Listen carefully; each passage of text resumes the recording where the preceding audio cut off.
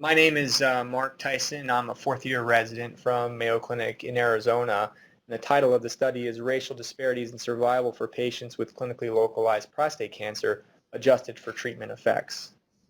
As you're aware, prostate cancer is a very prevalent disease in the United States.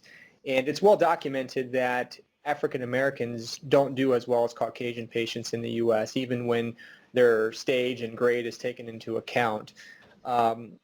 But much less is known about other ethnic minority groups in the United States. The American Cancer Society does publish age-adjusted mortality and incidence figures, but they're not risk stratified. So our goal of the study was to define what the risk is for the other ethnic minority groups that are much less defined in the literature, in the prostate cancer literature. To do this, we used the SEER database. SEER is a large population-based data set in the United States, and we had about 300,000 patients who had clinically localized prostate cancer, either clinical stage T1 or clinical stage T2. We chose that because we most commonly see that particular stage as a urologist. And we chose the years 1995 to 2003 for several reasons. One, it was in part because of the nuances of staging classification system used by SEER, and also because we wanted to make sure we had a sort of adequate length of follow-up for a patient with low-risk disease. What we found was very interesting. As expected, African Americans did worse in terms of raw survival figures than the Caucasian patients in the study. But what we also found was that Asian patients and Hispanic patients tended to do a little bit better. But this really isn't all that meaningful. Raw statistics like that aren't meaningful because there's a lot of different factors that come into play when one talks about cancer-specific mortality. What their stage is, what their grade is, how old they are, what kind of treatment they received, and many other socioeconomic and demographic variables such as annual income, location, where they receive their treatment, and so forth, the type of hospital that they are treated at, etc. And so what we did was we developed a multivariate model that took all of these factors into account: age at diagnosis, grade, stage, region of country, year of diagnosis, and several socioeconomic indicators such as annual income, percentage of patients in the county living below poverty line, and then unemployment figures, etc. And we developed this model, and what we found was that after stratifying for the effects of treatment, which hasn't been done before in the prostate cancer literature, the effect of the ethnicity on survival disappeared. In other words, in patients, Hispanic patients who have equal diseases in terms of stage and grade and equal access to treatment compared to the Caucasians in the study, experienced equal outcomes. But the same cannot be said about the African American patients in the study. They continue to do worse than the Caucasian patients, which suggests that there is something else going on in terms of their access to treatment or their follow-up care, etc. And so that's basically the overview of the study. We found that some ethnic minority groups in the United States do about as well as the Caucasians. Some do a little bit better, but African Americans continue to do worse even after the effect of treatment is taken into account. Physicians who are treating patients who have social determinants of their health outcomes, like differences in class and ethnicity and so forth, I think is immensely important for them to remember that these types of factors are in play.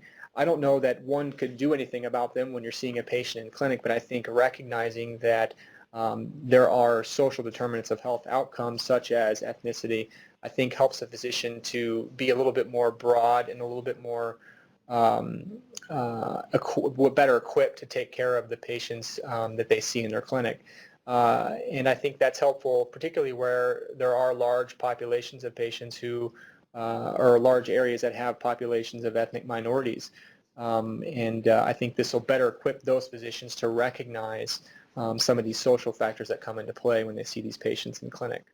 So I think the next step from this particular study would be to figure out why African Americans have a decrease in survival even after all of these other factors are taken into account.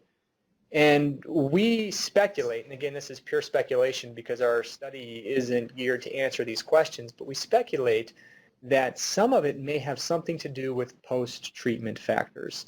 That's not only follow-up, but also adjuvant and salvage therapy for biochemically recurrent or systemic disease. And our study is not equipped to answer those questions, but different types of SEER data sets, such as the SEER Medicare data set, may be better suited in that regard. So that's the next step, is to figure out why these patterns are in existence. As always, African American patients are at much higher risk for prostate cancer, both in terms of death from prostate cancer and diagnosis of prostate cancer. And I think that a general practitioner would do well to recognize that these patients are in a little bit different category than perhaps Caucasian or Hispanic patients, at least based upon the findings of our current study. And I think that most general practitioners are probably already aware of that from other studies, but again, what's new about our study isn't necessarily that African Americans are at increased risk, because we've known that all along, but that once the treatment effects are accounted for, in other words, if an African American patient has equal disease and equal grade and so forth to a Caucasian patient and equal access to treatment, it's interesting that their outcomes are still unequal.